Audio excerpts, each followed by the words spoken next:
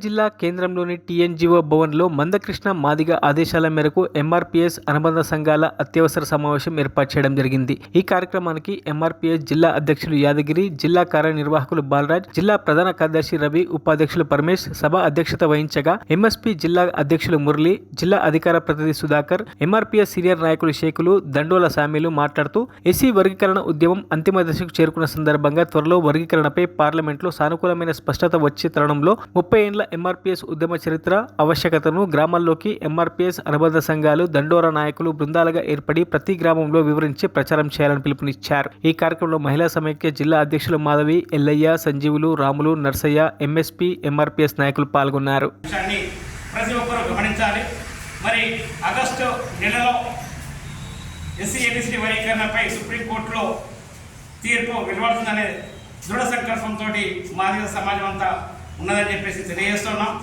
మరి నరేంద్ర మోడీ గారు ఇచ్చిన మాటకు కట్టుబడి ఉంటారని నమ్మకంతో మేము నిజాయితీగా ఆయనకు మద్దతు ప్రకటించి మరి అతన్ని మూడోసారిగా ప్రధానమంత్రిగా ఎన్నుకోవడం జరిగింది.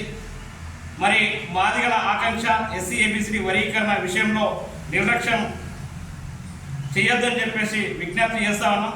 మరి జిల్లాలో కూడా విజయోత్సవ సంబరాలు నిర్వహించుకోవడానికి కమిటీ నిర్మాణం పూర్తి స్థాయిలో నిర్మాణం చేయడానికి ఇన్ఛార్జీలుగా నియమించడం జరిగింది.